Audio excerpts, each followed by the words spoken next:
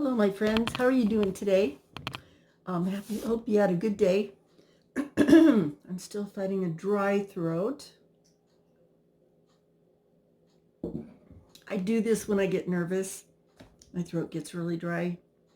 And my doctor says it's probably because I'm old. Didn't really want to hear that, but he has no tact. Oh, what's this? Oh, well, today's topic is going to be about Area 51 and Bob Lazar. He's the one that said that he saw aliens at Area 51 and he worked on re-engineering spaceships. And another thing too, not only because of my story, but I read today in the newsfeed, and I believe this to be true, but they said that all of our top key military strategists,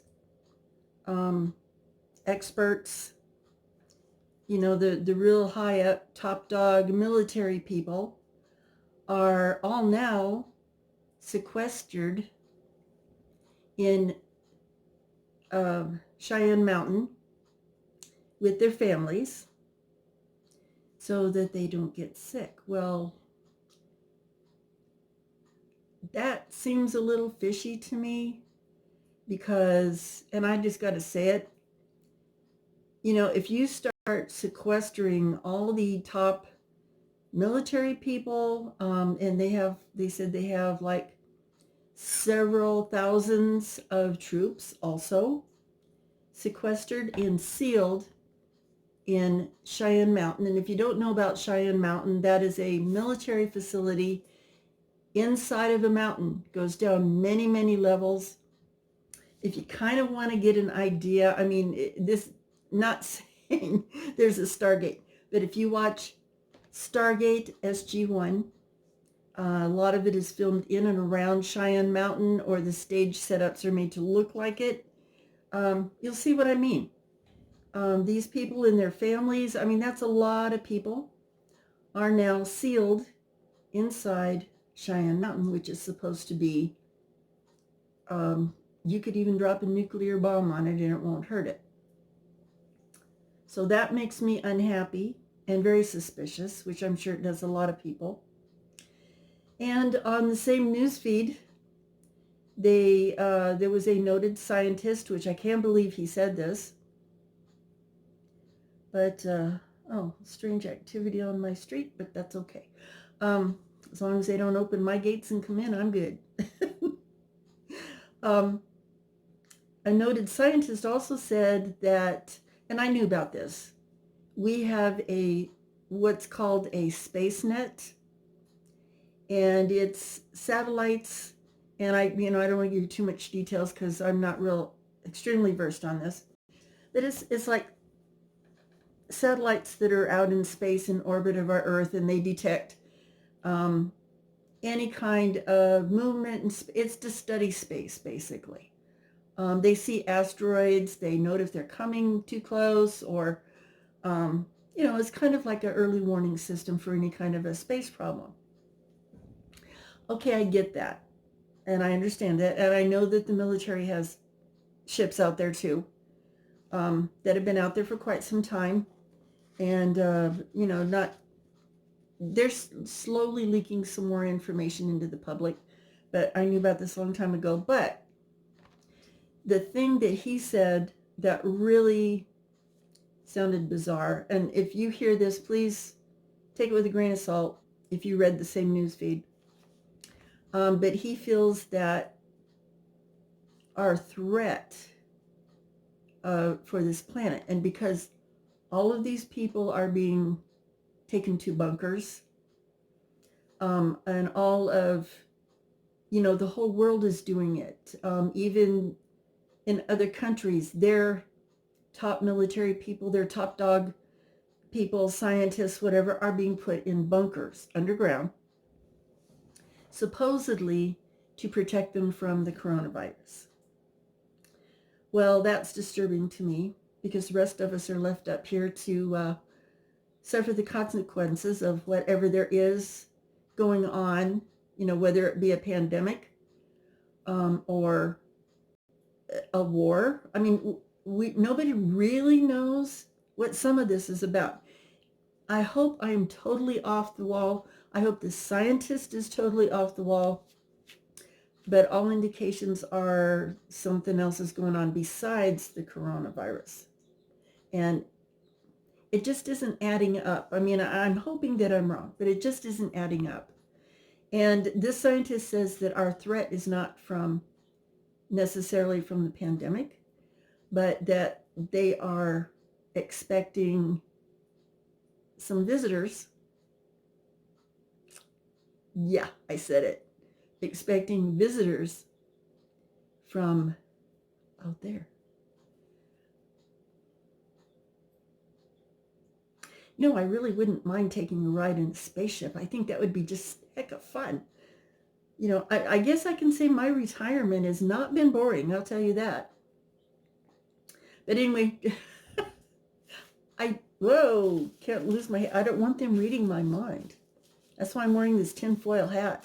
I mean, don't want the aliens to read my mind. I'm sorry.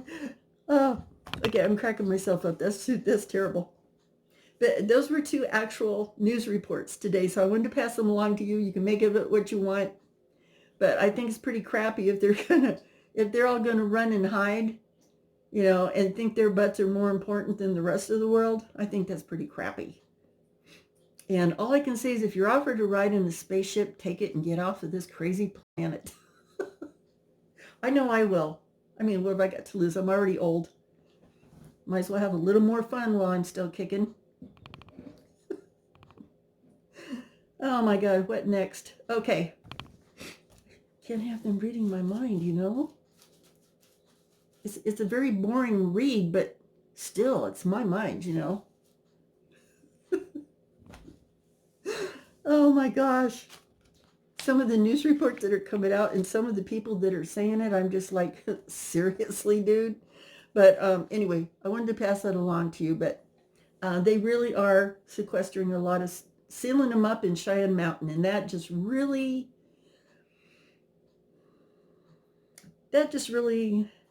sends my warning bells going, I mean, I don't know. There's something not right about this whole thing. It really isn't. And being that all the countries, not all, but a lot of the other countries are doing this, tell you, Scruffy, something's not right. Anyway, that's not what I wanted to talk about today. I just thought I'd throw that in, but that's very disturbing to me for some reason.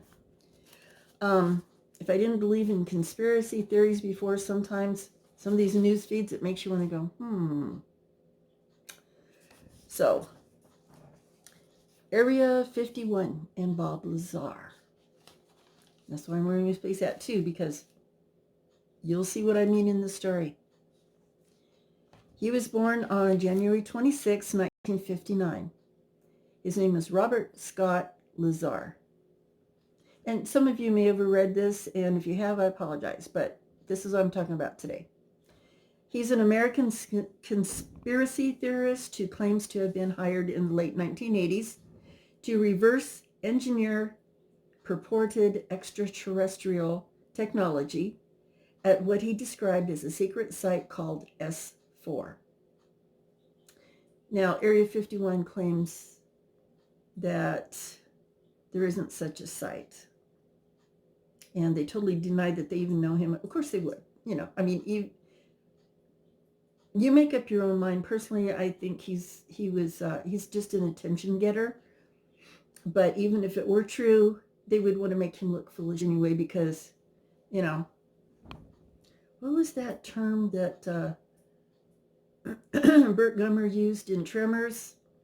Plausible deniability. So, Lazar alleges that this subsidiary installation is located several kilometers south of Area 51. Let me show you a little map of what Area 51 looks like.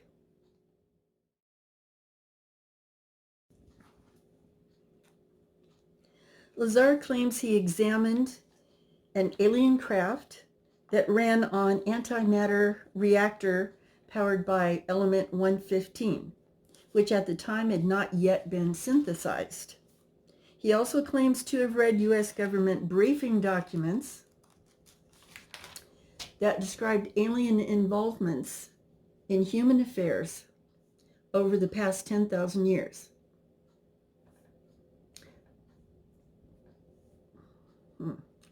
Lazar's claims resulted in bringing added public attention to Area 51 and fueling conspiracy theories surrounding its classified activities. He admits that he has no evidence to support his claims, and everyone involved is denying that he was ever there or saw anything. Lazar's story has been analyzed and rejected by skeptics and ufologists alike. Universities from which he claims to hold degrees show no record of him, and supposed former workplaces have no record of him. In 1990, he didn't do well after he did this interview. In 1990, he was convicted for his involvement in a prostitution ring, and again in 2006 for selling illegal chemicals. Lazar attended Pierce Junior College in Los Angeles. He filed for bankruptcy in 1986, describing himself as a self-employed film processor. That's a far cry from being a physicist. He owns and operates United Nuclear Scientific Equipment and Supplies, which sells a variety of materials and chemicals, which would explain how he knew about this element 115. That was very early in the synthesizing process. Let me put a picture of him right here.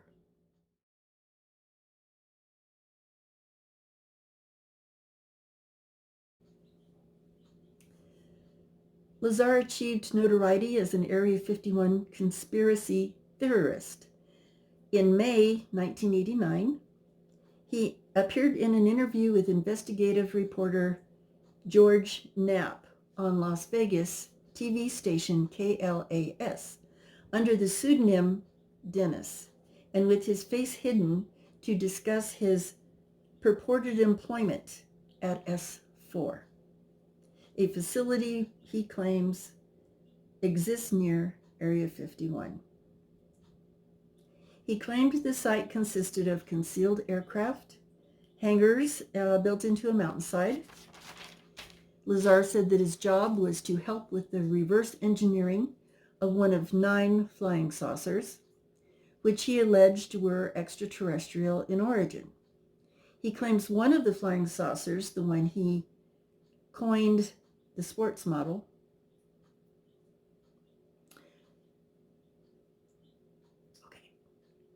was manufactured out of a metallic substance similar in appearance and touch to stainless steel. In a subsequent interview that November, Lazar appeared unmasked and under his own name. Lazar claimed that the propulsion of the studied vehicle was fueled by the chemical element with atomic number 115, or E115, which at the time was provisionally named ununpentium and had not yet been artificially created. It was actually first synthesized in 2003 and later named moscovium. He said that the propulsion system relied on a stable isotope of E115, which allegedly generates a gravity wave that allowed the vehicle to fly and to evade visual detection by bending light around it. No stable isotopes of moscovium have yet to this day been synthesized. All have been proven extremely radioactive, decaying in a few hundred milliseconds. So it's too,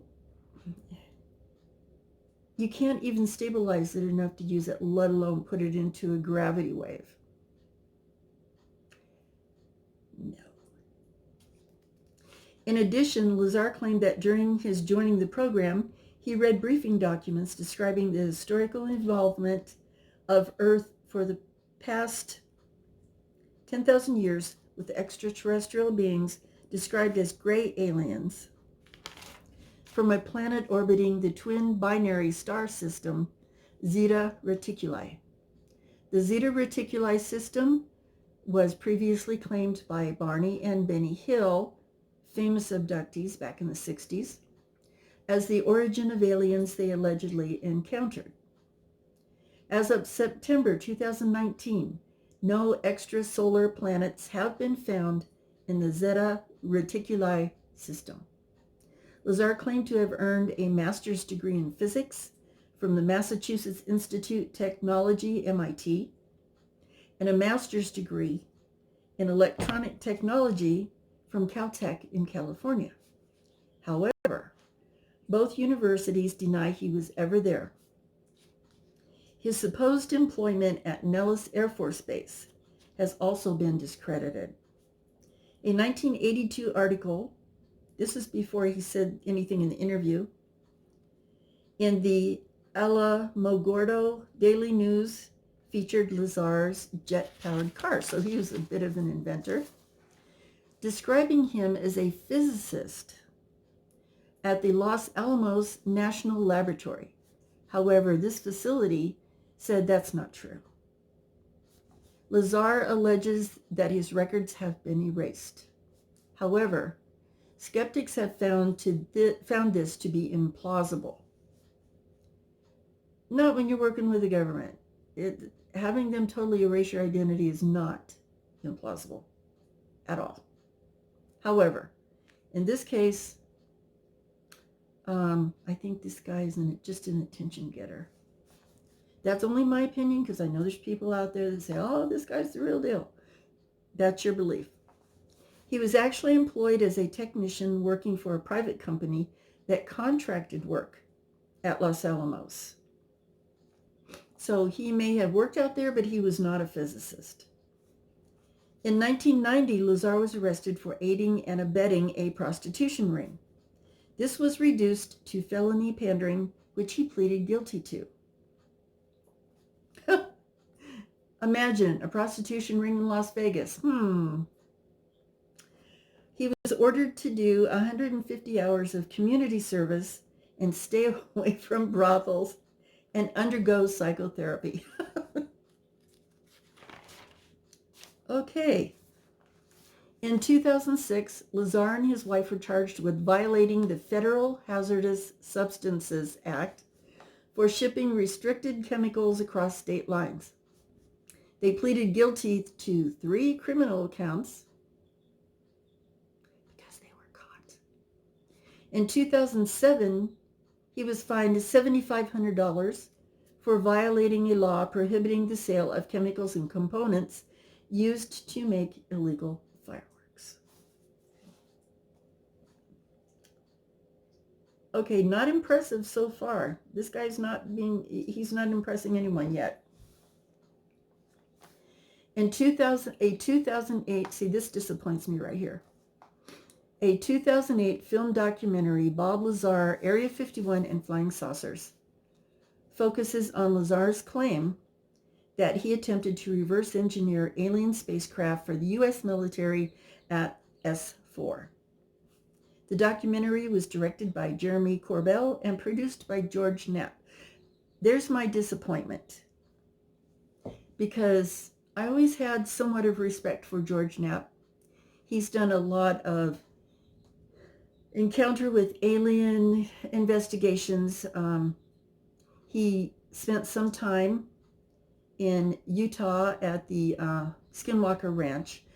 Wrote an excellent book on the findings there, which a lot were speculative, but there were a lot of witnesses, credible witnesses. So the fact that he would get sucked into this story and actually make a film about it, I'm I'm disappointed in you, George. What can I say? Thought you were a better investigative reporter than that. So, can we believe George, this Lazar person, the Area 51 witness? Or is he a liar? Leave it up to you to decide. And there's much more things on the internet that you can find about him. He's quite the character, but being that he's got such a long run of fabricated stories, he's good. I mean, he fooled a lot of people, and he seemed so sincere, and he was good at it, good manipulator. But I don't believe him. Not with his track record. And this began his criminal activities and his false reports of things that he supposedly invented and did and worked have all been disproved way before he ever said anything about Area 51. So it's really sad, but I think he's just one of those do anything to get attention kind of people, and he went a little far on that one. So anyway, being that they have the Skynet out there, or the Space Net, I forgot what it was called. It's been out there for many, many years, but they didn't tell the public about it. I had known that for several years, but it's just to track satellites and debris and warn of asteroids coming and that kind of thing. I hope this scientist who probably just ruined his career is not correct, and that we are not having some kind of invasion, because disappointingly, all of our top people, a lot of our top military people, and they didn't say this, but probably pertinent scientists and that kind of thing, are squirreled away in Cheyenne Mountain hiding, while the rest of us are left up here on the surface to take whatever trouble comes. That kind of ticks me off. So, but I guess that's what those bunkers are for. So, God bless them, I suppose. And we'll deal with whatever happens. So, you guys take care, stay well, and stay at home if you can. I'm not so threatened out here because there's a lot of open desert that you can walk for miles and not see anybody. So I can still go out for walks and stuff, which I intend to do when the weather lets up a little bit. But we've got just horrendous winds. Even if I did try to film, even with a muffler on my phone, you're still not going to be able to hear anything. It's that bad. And it's blowing dirt and sand, and I don't really feel like getting sandblasted. So you guys have a great day. Good night. Good evening. I hope you enjoyed my story. If you want to know more about this guy, you can look him up on the internet. His name is Robert Lazar. So we'll talk to you guys later. Love you all. Stay safe. Bye-bye.